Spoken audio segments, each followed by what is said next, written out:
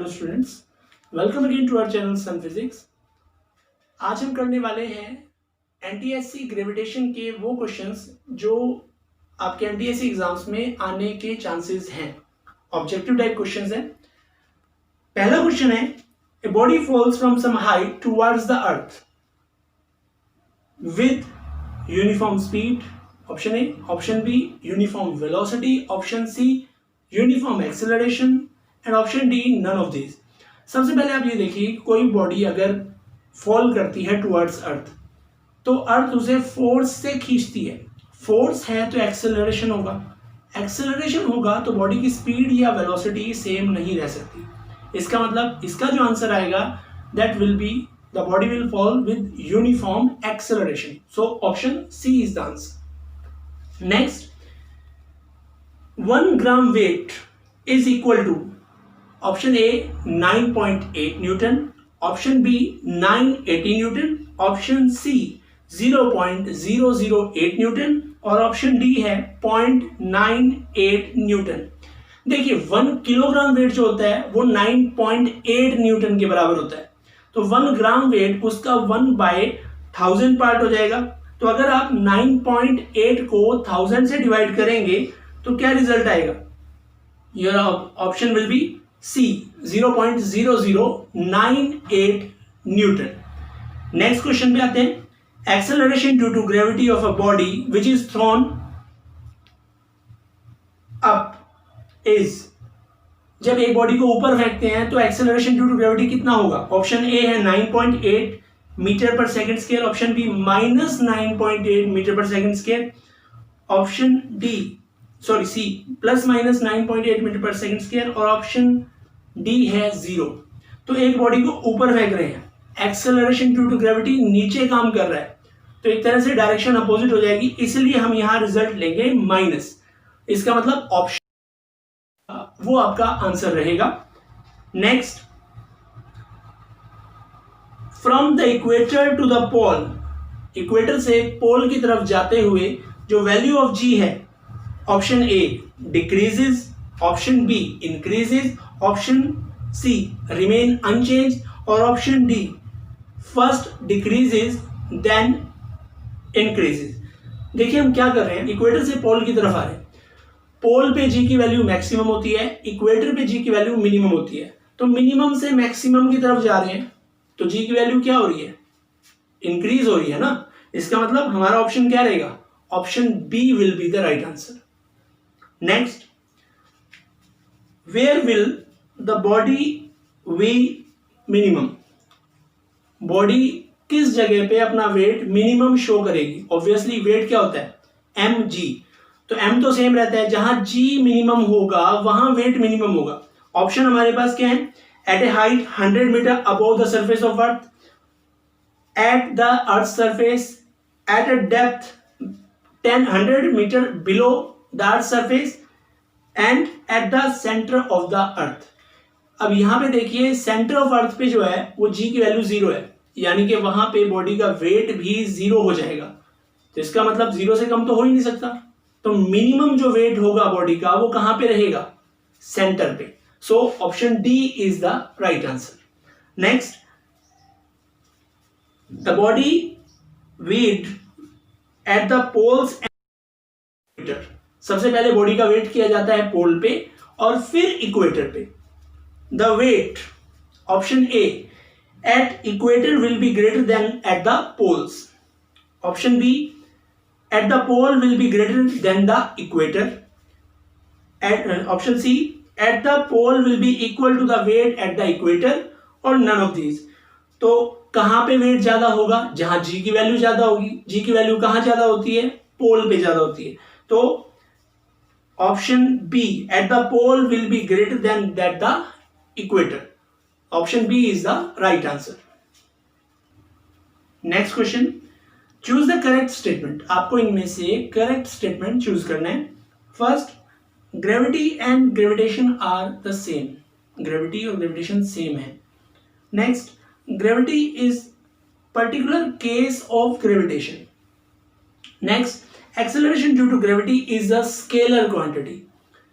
और D, different heavenly body have different value of g. मैं हर एक पॉइंट को एक एक करके एक्सप्लेन करता हूं।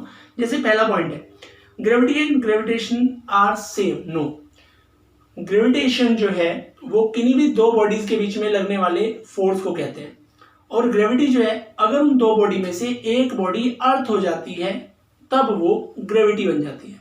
इसका मतलब हम कह सकते हैं कि ग्रेविटी जो है वो ग्रेविटेशन का एक स्पेशल केस है, यानी कि ऑप्शन बी जो है this is the right answer. But option C, acceleration due to gravity is a scalar quantity, ये वेक्टर क्वांटिटी होती है क्योंकि इसकी डायरेक्शन है, एक सेंटर की तरफ होता है, इसलिए वेक्टर। और D, different heavenly body have different value for G. Capital G जो होता है that is universal gravitational constant, उसकी वैल्यू कभी भी नहीं बदलती, इसलिए ये गलत है। आई होप आपको ये क्लियर हो गया होगा। Next question, how much would a WkG man weigh on the moon in terms of gravitational units, यानी कि एक इंसान जिसका जो वजन है वो WkG है, मून पे उसका वेट कितना होगा? ऑप्शन है W/6 kg weight, 6 WkG weight, WkG weight और 0। अगर हम अर्थ की बात करें, ये जो WkG है वो मास है, तो WkG वेट उसका वेट होगा अर्थ के ऊपर, और मून पे वो वेट 1/6 हो जाता है, तो वहां पे कितना हो जाएगा? W/6। इस कंसेप्ट के हिसाब से इसका ऑप्शन जो आता है that is option A, W/6 kg weight. Next, pick up the correct, से आपको ये बताना है कि करेक्ट रिलेशनशिप कौन सा है। Option A, G is equal to FD² m into m। Option B, G is equal to GM/R²। Option C, G is equal to small g। और option D, G is equal to capital G D/m।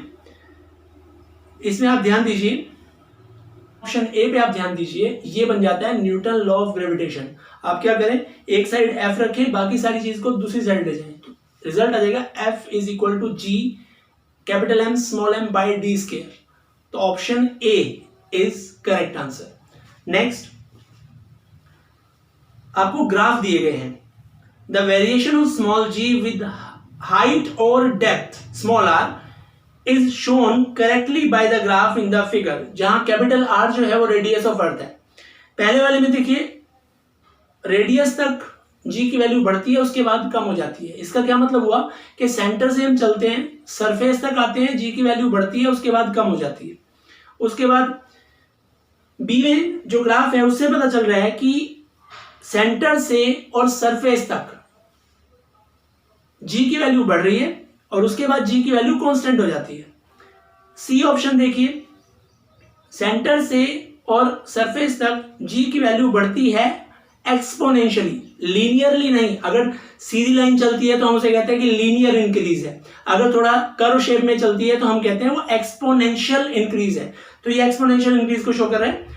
और option D जो है उसमें centre से surface तक G की value बढ़ती है लीनियरली, और फिर उसके बाद सरफेस से आगे जाने पे कम हो जाती है लीनियरली।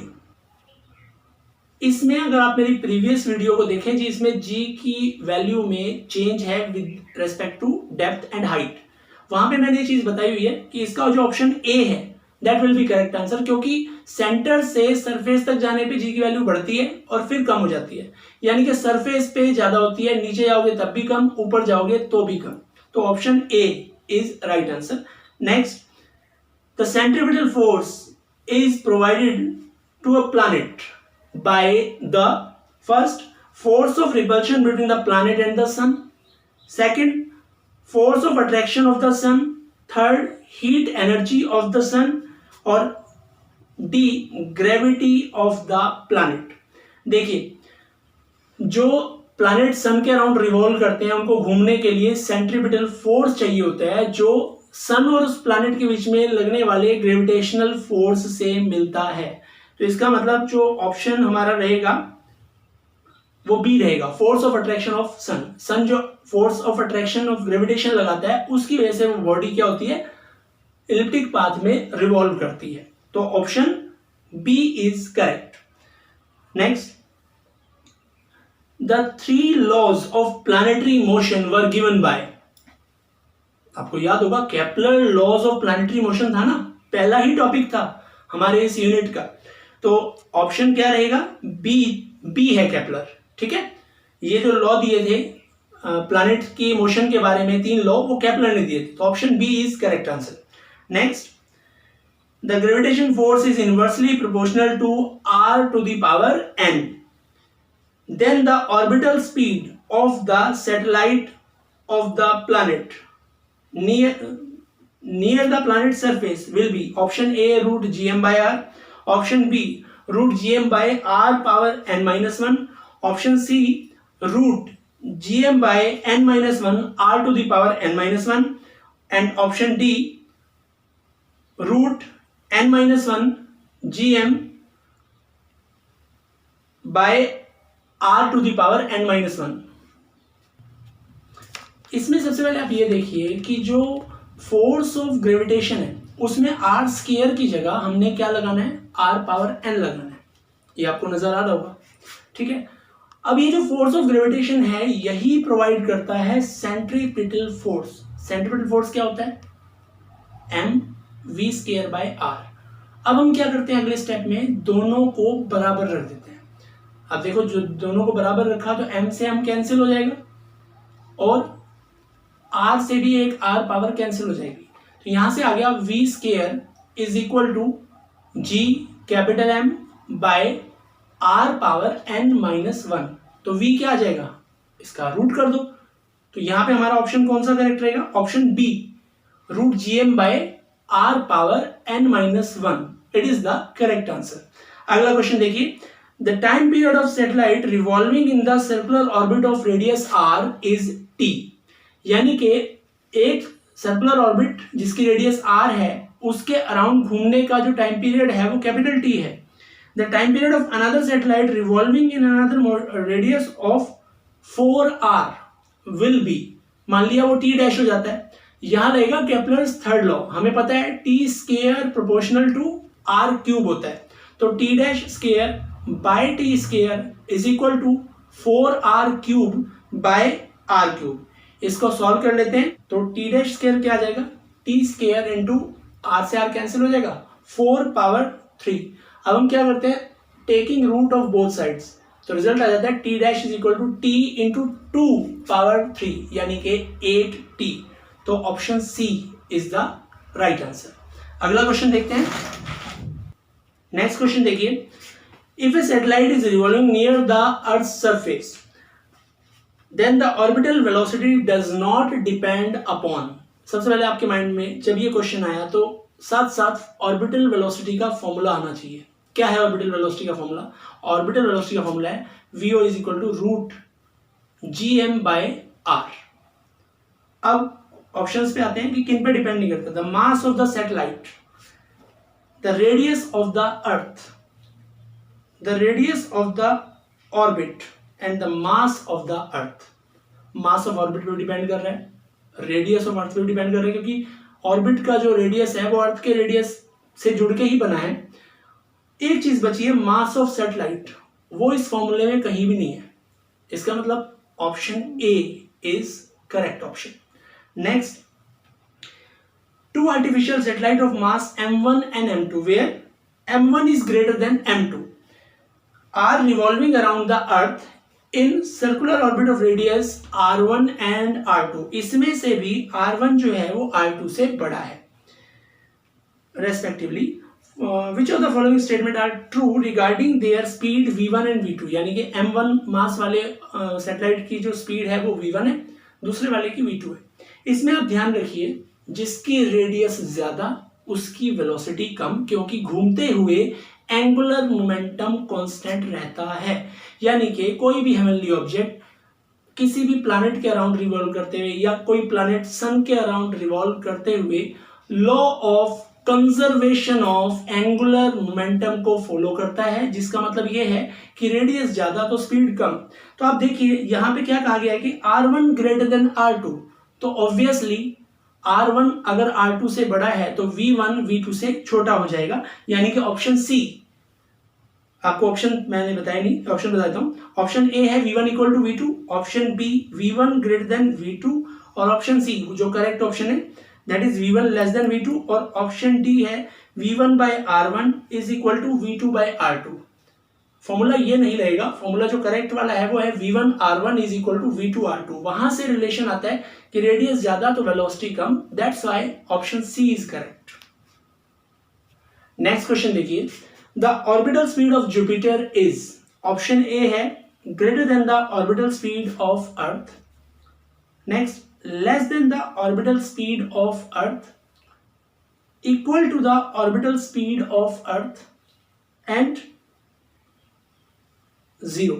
क्वेश्चन के लिए आपको ये पता होना चाहिए कि जो जुपिटर है वो सोलर सिस्टम में अर्थ के बाद में पड़ता है, यानी कि सन से उसका जो डिस्टेंस है वो अर्थ के कंपैरिजन में थोड़ा ज्यादा है। डिस्टेंस ज्यादा होगा तो वो ऑर्बिट करने में टाइम भी ज्यादा लेगा।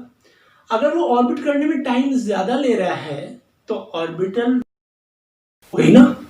इसका मतलब इनमें से जो ऑप्शन है वो क्या रहेगा, option B, less than the orbital speed of the Earth. Next, the gravitational pull exerted by the Earth on a body is called its, option A true weight, option B mass, option C gravitational mass, option D inertial mass. एक बात दिमाग में रख लो, मास नहीं होगा।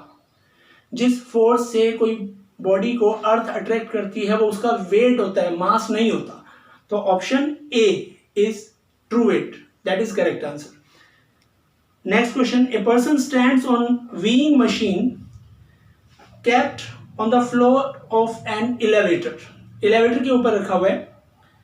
When the elevator is at rest then the apparent weight of the body is, option A equal to the true weight, option B less than its true weight, option C more than its true weight, option D more or less than its true weight। एक बात ध्यान रखना, elevator हो या lift हो, अगर वो ऊपर की तरफ एक्सेलरेट होती हैं या नीचे होते हैं तो वेट पे फर्क पड़ता है। अगर वो रेस्ट पे है या कांस्टेंट वेलोसिटी से ऊपर नीचे हो रहे हैं तो वेट पे कोई फर्क नहीं पड़ता। इसका मतलब इसके हिसाब से जो आंसर रहेगा वो ऑप्शन ए रहेगा, that is equal to its true wait.